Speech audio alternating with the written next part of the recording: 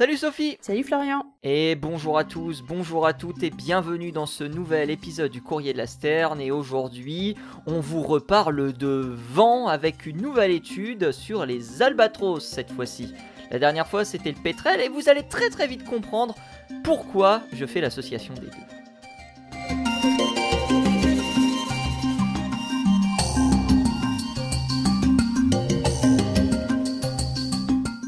Comment ça va Sophie? Ça va. On va dire que ça va. un peu de fatigue en cette fin de journée. Oui.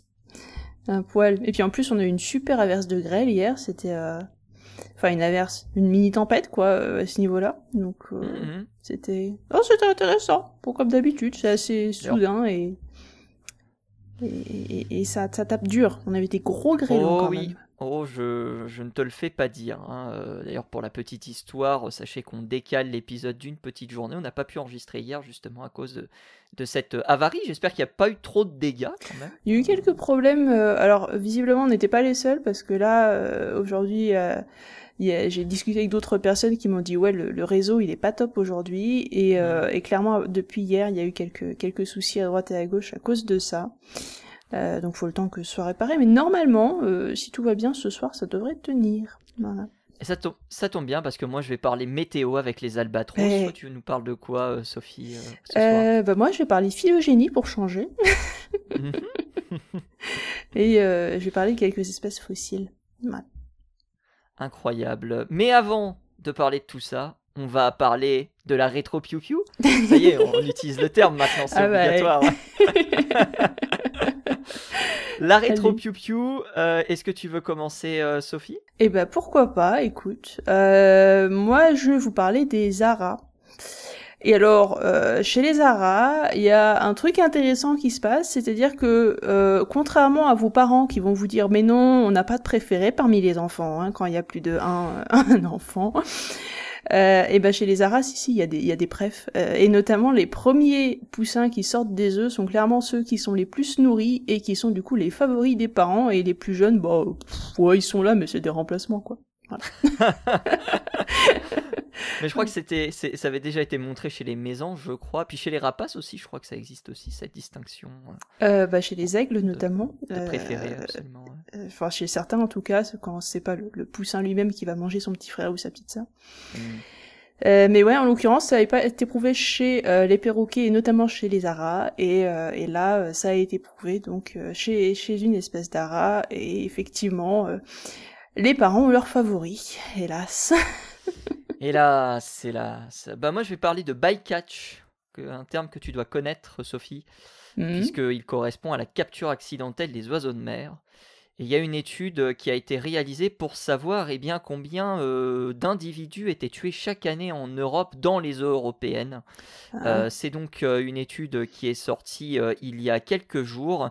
Et c'est une étude qui estime le nombre d'oiseaux tués en une année dans les eaux européennes à environ 195 000 individus, sachant que c'est une moyenne, ça peut aller de 130 à 380 000 individus qui sont capturés chaque année et qui sont malheureusement bien tués, ce qu'on appelle donc des captures accidentelles.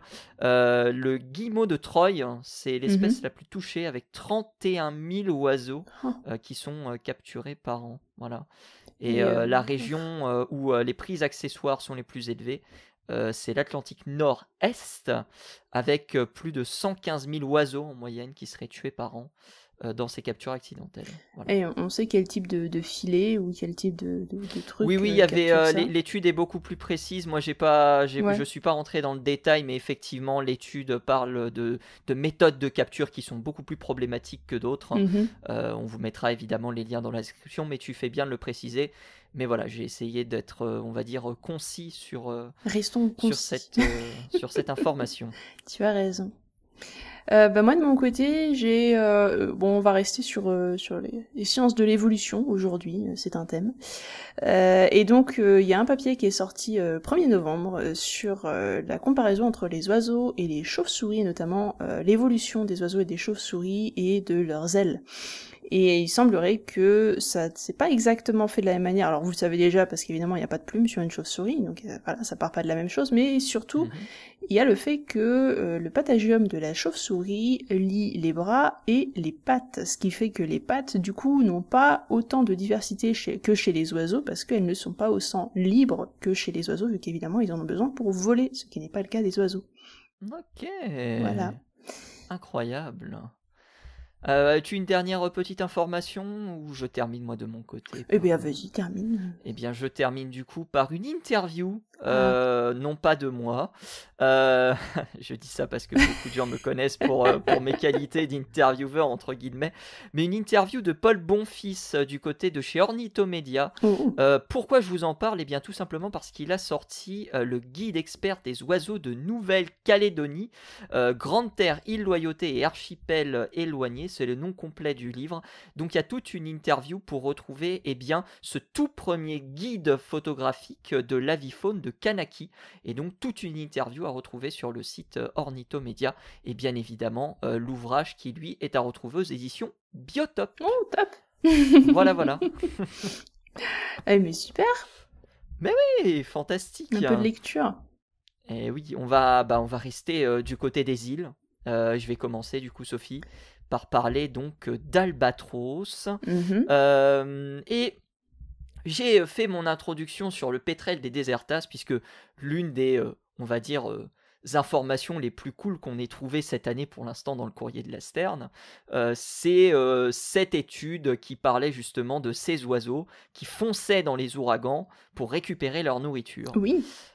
Et il s'avère qu'une étude a été menée à peu près de la même manière du côté des albatros hurleurs et du côté de l'albatros à sourcils noirs, qui, moi personnellement, me fait penser à un oiseau très colérique, l'albatros à sourcils noirs. Je vous invite à aller voir quelques-unes des photos de cet oiseau.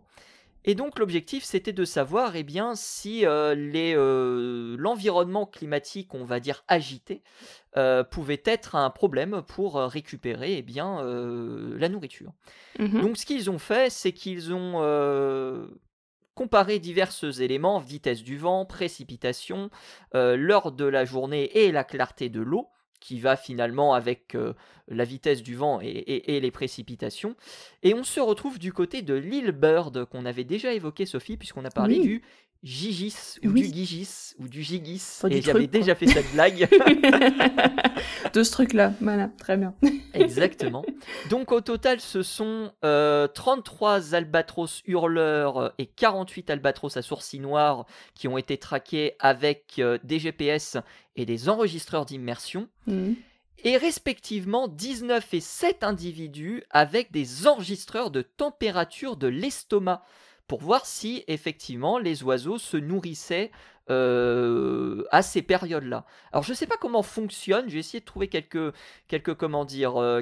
images sur internet pour voir un petit peu comment on pouvait justement mesurer la température. Peut-être que toi, Sophie, tu as eu l'occasion d'utiliser ce genre de choses, non?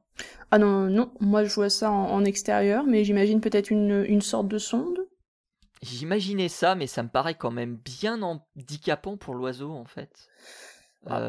Après, il y a des petits capteurs que tu peux peut-être leur faire avaler et que tu mets dedans, qui peuvent envoyer des datas, je sais pas. Ouais, c'est possible. Donc du coup, ils ont mesuré ces différents paramètres et ils en ont tiré plusieurs choses intéressantes. C'est que les oiseaux étaient beaucoup moins à même de capturer de la nourriture lorsque les vents étaient violents. Lorsqu'on parle de vent violent, on est en 20 mètres par seconde, donc il faut multiplier grosso modo par 3,6 et vous obtenez une vitesse d'à peu près 65-70 km/h pour vous donner une petite estimation. C'est déjà pas mal. Donc ces vitesses n'ont toutefois pas été les mêmes. Vitesse maximale enregistrée du côté donc aussi bien de l'albatros hurleur que de l'albatros à sourcils noirs. Pour l'albatros à sourcils noirs, on est aux alentours de 20 mètres par seconde, alors que pour l'albatros hurleur, on est aux alentours de 23 mètres par seconde. Et ça va avoir une importance parce que justement les auteurs vont revenir un petit peu plus loin à la fin de leur étude sur justement les limitations de celle-ci. Et ce qu'on a remarqué, c'est que autant pour l'albatros à sourcils blancs, il n'y a pas vraiment on va dire, de diminution violente de la prise de capture. Par contre, pour les albatros hurleurs, à partir de 16-17 mètres par seconde, on constate une chute brutale de l'ingestion donc des proies qui sont consommées par ces oiseaux. Et lorsque on est aux alentours de 22-23 mètres par seconde, on n'a tout simplement plus aucune capture qui ont été réalisées. Voilà, pour les différents résultats. Alors ça corrobore finalement beaucoup de résultats dans le sens où ils l'expliquent dans leur étude, on a toujours eu affaire à des réponses extrêmement variées selon les espèces. On en a parlé avec le pétrel de Desertas qui lui fonçait dans les tempêtes, mais on a des oiseaux qui les évitent, on a des oiseaux qui évitent les vents plus forts en volant notamment dans l'œil des ouragans, on a aussi des oiseaux qui malheureusement se font prendre dans les tempêtes et meurent de faim ou meurent justement en s'échouant sur les rivages à cause des vents forts et des efforts qui ont été fournis. Donc finalement, les résultats qu'on a au niveau de l'albatros hurleur et de l'albatros à sourcils blancs, c'est pas des résultats qui sont formidablement surprenants. Comme je l'ai dit, il y a une très très grande variété en fonction des espèces associées de résultats que l'on peut obtenir. Néanmoins, il y a quelques trucs qui les ont intéressés, et notamment le fait que les albatros, donc c'était les albatros hurleurs, avaient un taux d'atterrissage par vent fort qui était extrêmement important. Alors il explique pour deux raisons. La première raison, c'est que les oiseaux se posaient sur l'eau puis ensuite s'envolaient pour ensuite se reposer sur l'eau, soit pour capturer leur proie, soit tout simplement pour éviter justement de se faire balader par les courants. Et une autre explication était qu'ils étaient obligés de se poser pour éviter ce qu'ils appelaient dans l'étude le stress mécanique des ailes dans les conditions venteuses. Donc ça faisait partie de ces résultats, on va dire, un petit peu particuliers qui ont été relevés dans l'étude. Et puis j'ai parlé de la clarté de l'eau, j'ai parlé du vent, j'ai pas parlé des pluies. La clarté de l'eau avec le vent et la pluie, ça va de pair, mais les fortes pluies étaient associées à des atterrissages très nombreux pour les deux espèces, et c'est même une réduction de la taille des repas pour les albatros hurleurs. J'ai parlé du vent tout à l'heure, c'est aussi un facteur qui, entre guillemets, empêche ces oiseaux de se nourrir correctement. Néanmoins, et je vais terminer là-dessus, Sophie, peut-être que tu auras quelques questions après. Néanmoins, les chercheurs ont mis en garde dans leur étude, notamment en comparaison des vitesses moyennes associées aux vents qui ont été mesurés lors de cette étude, parce qu'il se peut que les vitesses de vent réelles observées ont été peut-être inférieures ou supérieures aux valeurs utilisées comme référence. Et ils ont utilisé un ensemble de données d'analyse climatique. C'est des modèles météo qu'on utilise, qui sont des modèles qu'on peut utiliser dans la réalité. C'est un modèle particulier qui s'appelle ECMWF ERA5 pour ceux qui connaissent le système, et qui est d'ailleurs particulièrement bien utilisé dans les conditions tempétueuses. Mais il se peut que cette limite de 20 mètres par seconde soit abaissée ou au contraire soit plus importante pour les différents oiseaux. Donc voilà, il rappelle que effectivement la vitesse des vents peut être un facteur limitant dans cette étude pour la compréhension des différents comportements des deux oiseaux. Voilà un petit peu pour cette petite review de cette étude, afin de montrer que même si on a, on va dire, la même volonté, c'est-à-dire le comportement d'aller se nourrir dans des eaux qui sont malmenées par les vents, on se retrouve, selon les espèces, avec deux résultats qui sont assez différents. Non, c'est super intéressant, mais du coup, est-ce qu'il y a des études qui sont planifiées, peut-être pour la suite, sur la manière dont ces oiseaux sont construits? Parce que Bon, les albatros, c'est pas forcément... Je sais pas, moi je propose... Un albatros, ça a quand même des ailes qui sont très particulières. La pénétration dans l'air est pas la même que celle d'un autre oiseau. Donc peut-être qu'il y a des études à faire aussi sur comment est-ce que ça se comporte face au vent et quelles sont les forces qui s'exercent sur ses ailes dans ces cas-là. Et bon, il doit y avoir une raison pour lesquelles ils volent pas dans ces vents-là. Eh ben, j'ai étudié toute l'étude et il ne me semble pas qu'il y ait de perspective vis-à-vis des résultats. Ouais. Je pense qu'en réalité, ça fait partie, comme je l'ai dit plutôt, d'un ensemble d'études qui démontrent un résultat particulier sur une espèce particulière.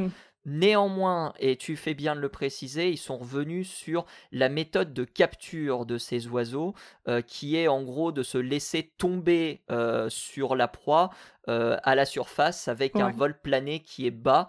Mais voilà, il n'y a pas plus d'informations que ça qui ont été filtrées, de cette étude, en tout cas pas à ma connaissance. J'ai balayé l'étude en long, en large et en travers, et il me semble pas avoir vu de perspective, ce qui est effectivement, comme tu le précises, plutôt rare dans les études scientifiques de pas avoir de qu'est-ce qu'on fera plus tard.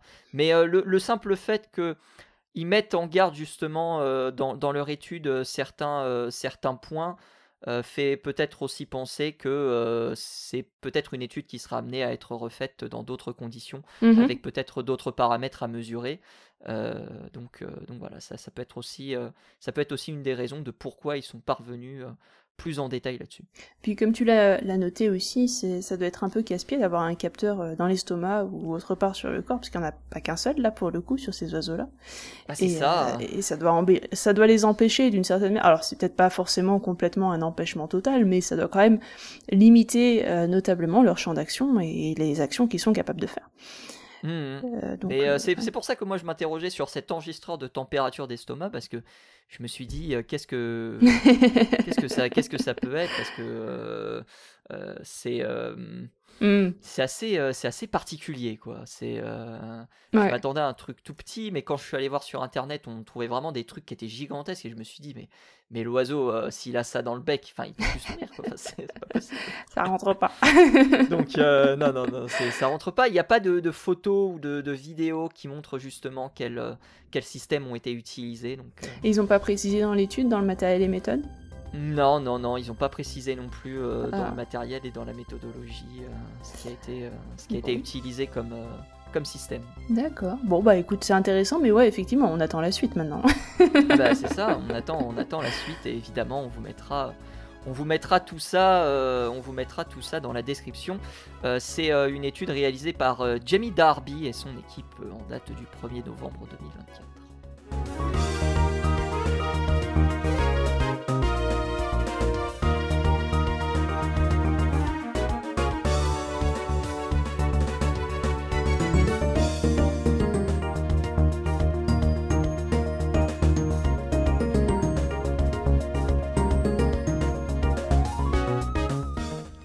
Sophie. Oui. On avait parlé de classification il y a 2 épisodes de cela. Il n'y a pas longtemps. Oui, je sais, mais je remets un coup, on va remettre le couvert. Épisode spécial. Mais après on n'avait pas parlé d'oiseaux. Si, on avait parlé d'oiseaux éteints. Un peu.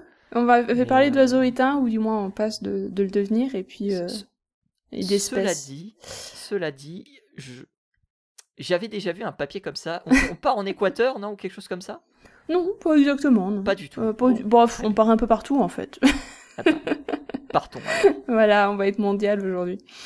Ce papier s'appelle Avotrex, a Global Dataset of Extinct Birds and Their Traits, et c'est sorti dans Global Ecology and Biogeography. Et ça fait suite à un papier qui était plus ou moins le même style, mais sur cette fois-ci les oiseaux vivants de par le monde, vu que Avotrex ici parle à la fois des oiseaux vivants, mais aussi des oiseaux qui se sont éteints. Et c'est ça qui va être intéressant, cette comparaison qu'on va avoir dans ce papier. Alors, qu'est-ce que c'est qu'Avotrex? Avotrex, c'est... Seule demande. C'est une database. Donc, une database, ça va être un condensé de tout ce qu'on sait sur, en l'occurrence, les oiseaux éteints, pour celui-là. Et une banque de données, quoi. En quelque sorte. Et on va la comparer à l'autre banque de données qui a été faite cette fois-ci sur les oiseaux vivants. Alors, celle sur les oiseaux vivants a à peu près... Alors pas toutes les espèces connues, mais il y en a quand même beaucoup. Donc il y a vraiment du matériel de comparaison là-dessus, et ça va être justement très intéressant de voir les deux. Et ce qui les intéressait dans cette étude sur Avotrex, c'est d'arriver à trouver des traits spécifiques aux oiseaux qui se sont éteints pour pouvoir prédire les extinctions dans le futur. Et c'est ça qui est intéressant sur cette publication. Voilà. Ok, intéressant. Voilà. Donc, qu'est-ce qu'ils ont fait ? Eh ben, les scientifiques qui ont écrit cette étude, ils sont allés chercher toutes les espèces éteintes qu'ils ont pu trouver.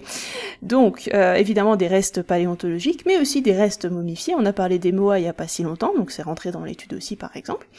Au total, c'est 610 espèces éteintes qu'ils ont documentées, avec évidemment toutes, non pas toutes les caractéristiques, parce que des fois on trouve juste une partie du squelette, des fois on trouve juste la peau, des fois on trouve juste, juste le bec ou je ne sais quoi, donc évidemment ça va être assez limité sur certaines, où on n'a pas l'aire géographique entière, mais en tout cas, 610 espèces au total tout de même, ce qui n'est pas un petit dataset, avec 426 qui se sont éteintes avant les années 1500 et 178 après les années 1500, donc pour lesquelles on sait que l'impact de l'homme a joué un rôle prépondérant dans leur extinction, évidemment. Toutes ces espèces sont évidemment reconnues comme éteintes par l'IUCN, et notamment celles qui sont éteintes après les années 1500, parce que à partir de ce moment-là, on a quand même des données qui sont beaucoup plus solides sur ces espèces-là, et notamment on a des aires de répartition, on a une idée de à peu près à quoi ça ressemblait en vie, et on n'est pas vraiment sur du fossile, on est plus sur de la momie, donc c'est plus facile de retrouver des restes momifiés de ces animaux que de retrouver des fossiles qui sont souvent très parcellaires. Pour Avotrex, il y a plusieurs types de données qui ont été récupérées. Donc, on a parlé évidemment de la phylogénie, donc on va essayer de trouver plus ou moins à quelle famille appartiennent ces espèces éteintes. Donc, on va se baser sur les phylogénies actuelles des oiseaux et on va faire tout simplement des arbres phylogénétiques pour essayer de trouver où se branche chacun de ces oiseaux en fonction de leurs caractéristiques pour les raccorder à leurs familles respectives.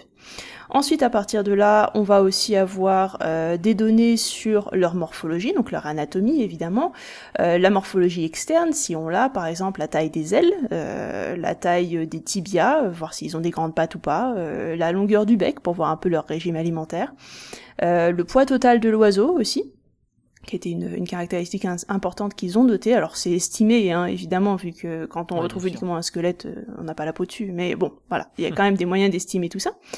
La capacité de vol, si l'oiseau est capable de voler ou pas, un truc comme le dodo par exemple, ça vole pas, ça a un impact derrière évidemment.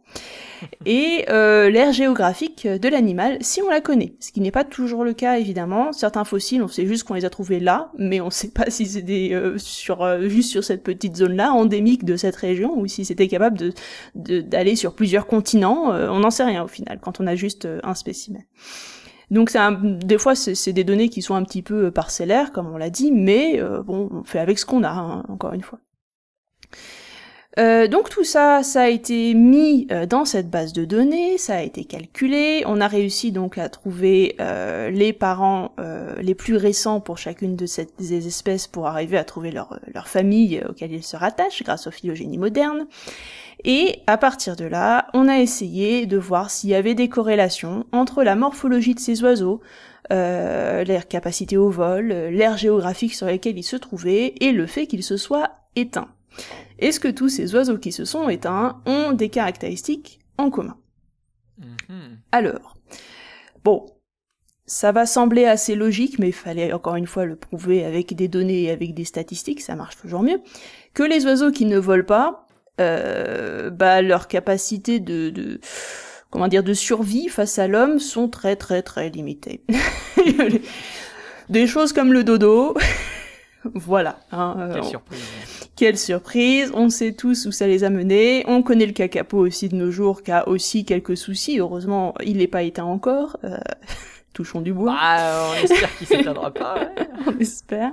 Pour l'instant, ils se remettent pas trop mal, mais on est quand même sur une population très petite avec un sacré goulot d'étranglement. Donc voilà. C'est chaud.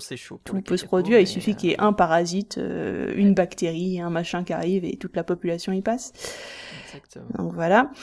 Mais évidemment, les oiseaux qui ne volent pas sont tout de suite des choses qui vont être plus facilement chassées, plus facilement tuées par l'homme. On a aussi le moa, qu'on connaît bien. On a ce genre de choses qui ont eu des problèmes. Et le kiwi, encore de nos jours, a quelques soucis. Bref. Donc ça, c'était le premier point qui semble tout à fait logique, jusque-là. Un autre point important aussi, qui était souvent une caractéristique très commune à beaucoup d'espèces qui se sont éteintes, ce sont des espèces qui sont très limitées dans leur aire géographique. Donc la répartition de ces espèces se fait sur de toutes petites zones dans le monde, donc évidemment, si jamais il se passe une chose sur le seul endroit dans le monde où cette espèce se trouve, c'est fini. Donc c'est aussi un problème. Donc par exemple les espèces qui sont insulaires, qui vivent sur des îles et qui ne vivent que là, sont plus à même de s'éteindre rapidement que les espèces qui vivent sur des continents entiers. Comme le dodo. Encore une fois logique. Encore lui, il cumule, il cumule. N'hésitez pas à aller écouter notre épisode spécial dodo d'ailleurs. Mais voilà, donc ça, sans surprise, encore une fois, les espèces insulaires, elles ont tendance à avoir de gros problèmes comparées aux espèces qui ne sont pas insulaires. Et ensuite, on a un effet de la phylogénie qui était pas très attendu finalement, mais il y a des groupes qui ont tendance à s'éteindre plus facilement que les autres. On parle notamment des grues. Chez les grues, 40% des espèces que l'on connaît sont des espèces qui sont éteintes. Waouh! Et ouais, c'est quand même pas mal. Incroyable. Alors, ils savent pas exactement pourquoi, mais clairement, il y a une morphologie de la grue qui encourage l'extinction, d'une certaine manière. Pourtant, ça vole, pourtant, ça se déplace pas mal, mais il semblerait que ça résiste pas très bien aux extinctions. Ah ouais. Voilà. Et donc il y a plusieurs groupes comme ça qui sont intéressants. Et ils ont noté comme ça ils ont fait les statistiques entre les espèces éteintes que l'on connaît, les familles avec les oiseaux qui sont encore actuellement vivants, et voir un petit peu le pourcentage d'espèces éteintes dans ces groupes-là et d'espèces qui sont encore vivantes. Donc il y a des groupes où il n'y a pas trop de soucis, où la majorité des espèces sont encore là, mais il y a des groupes où, comme les grues, quasiment la moitié des espèces sont déjà éteintes. Waouh. Et ça fait beaucoup. Alors voilà. À noter, évidemment, on l'a dit, juste pour quelques chiffres supplémentaires, les îles représentent à peu près 27% de toutes les extinctions d'oiseaux que l'on connaît. On l'a dit encore une fois, c'est sur ces endroits-là qu'on va avoir des problèmes d'extinction plus facilement, ce qui est logique. Et quasiment pas d'extinctions sont connues des continents comme l'Afrique et l'Asie. Il y en a pas énormément qu'on connaît sur place. À noter, cela dit, qu'on a un petit problème, et je pense que tu allais le souligner, c'est possible, qu'on a un petit problème ici d'échantillonnage, parce que on a beaucoup d'endroits où finalement l'ornithologie, c'est une science qui a débuté assez tardivement, et beaucoup d'espèces n'ont pas été répertoriées précédemment, ce qui fait qu'on ne sait même pas s'il y a des espèces éteintes au final. Donc voilà, à noter aussi qu'on a un petit souci là. On a aussi un petit biais d'échantillonnage au niveau du registre fossile ou du registre momifié, si vous voulez parler de celui-là, parce qu'évidemment tout n'est pas connu. On a beaucoup d'espèces qui sont perdues corps et biens, finies, et qu'on ne retrouvera jamais, ou peut-être pas tout de suite.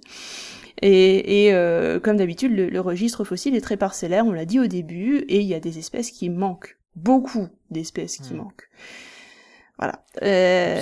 Donc voilà, ma foi, c'était quand même. Alors, il y a des choses qui sont sans surprise dans cette publication. On l'a vu tout à l'heure, les espèces qui volent pas, les espèces insulaires. Mais il y a quand même des choses. Le dodo, enfin, lui on le connaît. Lui on le connaît. Mais quand même, il y a des choses qui sont intéressantes à noter qu'on n'avait peut-être pas notées, comme l'histoire des grues. Voilà. C'était très intéressant de regarder ces statistiques au final et d'arriver à comprendre, en fait, il y a vraiment des morphologies qui attirent plus l'extinction que d'autres. C'est un peu triste. Justement, mis à part les grues, est-ce qu'on a d'autres familles où justement il ne fait pas bon être un oiseau dans ce groupe? Ou à l'inverse, est-ce qu'on a des groupes où au contraire c'est cool d'être un oiseau? Par exemple, les canards.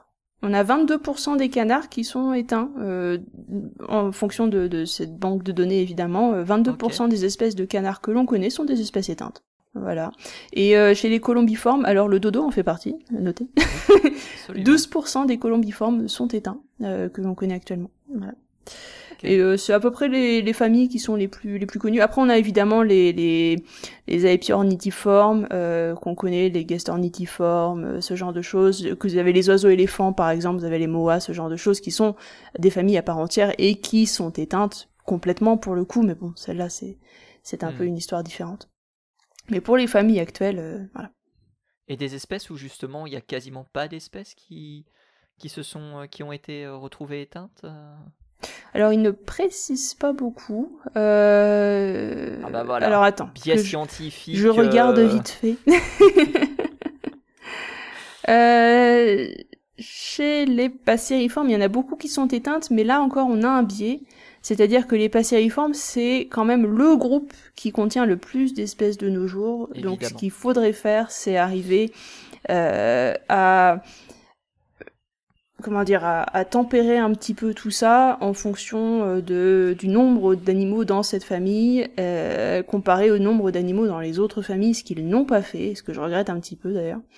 On voit le nombre total d'espèces dans chaque famille, c'est pas si mal. On voit le pourcentage d'espèces qui sont éteintes, d'espèces qui ne sont pas éteintes, comparé aux espèces encore vivantes.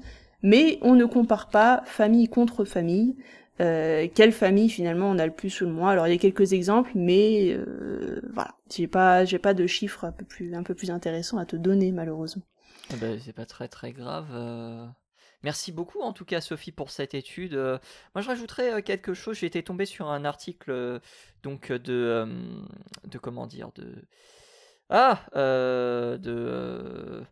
j'ai plus le nom, ça me revient pas. Bref, j'étais tombé sur un article qui parlait de l'utilisation de l'intelligence artificielle pour classer les animaux. Ah ouais, sympa. C'est un article qui est paru il y a pas très très longtemps. C'est sur le blog de Avian, pas hybridologie, mais je me rappelle plus du nom. Et donc on parlait de l'intelligence artificielle dans le monde, plus que des oiseaux, dans le monde de la classification, qui pourrait permettre justement de classer plus efficacement les oiseaux, et c'est Avian Hybrids, voilà, Avian Hybrid, le fameux blog de GNT Ottenburg, qu'on vous invite à suivre d'ailleurs. Il y a plein de super trucs qui peuvent être écrites sur ce blog, et c'est une étude qui date de cette année, de l'année dernière, qui a été publiée par Karpstein et ses collaborateurs dans Trends in Ecology and Evolution. Donc voilà, l'intelligence artificielle pourrait peut-être aussi s'inviter dans la classification, d'en parler dans cette deuxième partie. Ça pourrait être très intéressant, mais je connais déjà pas mal de personnes qui vont dire non. Bon, ça peut être intéressant. Ça, je n'en doute pas, mais mais sait-on jamais, voilà. Pourquoi pas. Une étude subsidiaire par rapport à ce que tu as dit, même si on est un petit peu, on va dire, hors sujet. Et ben c'est sur ce hors sujet qu'on termine l'épisode. Merci beaucoup Sophie. Est-ce que tu veux rajouter quelque chose ? Non. Ah si, j'ai sorti une vidéo cette semaine, si ça vous intéresse. Allez la voir sur le dessin animé Migration, qui avait été développé par le studio Illumination. Français d'ailleurs. Pour ceux qui ne voient, absolument, studio français. Pour ceux qui ne voient pas, c'est le studio derrière le film Super Mario Bros. Et les mignons aussi. Et les mignons, évidemment. Et les mignons. Mais bon, eux, ils sont plus insupportables quand même. Donc, j'aime bien les mignons. Le vrai était sympa. J'aime bien. On digresse. Bref, vous allez apprendre plein de trucs sur la migration, Sophie. Enfin, je te fais ta pub, mais tu en parleras mieux que moi de cette vidéo.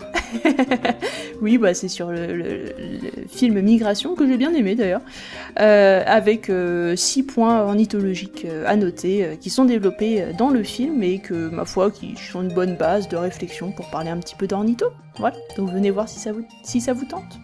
Voilà, exactement. Et puis, Sophie, on te retrouve par ailleurs où donc ? Donc ça, c'était sur la chaîne Entracte Science. Sinon, vous me retrouvez sur Twitter et sur Instagram, @leplumu. Et vous retrouvez bien évidemment le Courrier de la Sterne sur YouTube si vous avez des questions, dans tous les flux de podcasts également, Spotify, Deezer, Apple Podcasts et bien d'autres. Et bien sûr, la semaine prochaine pour un nouvel épisode du Courrier de la Sterne. Salut à tous et salut à toutes. À plus.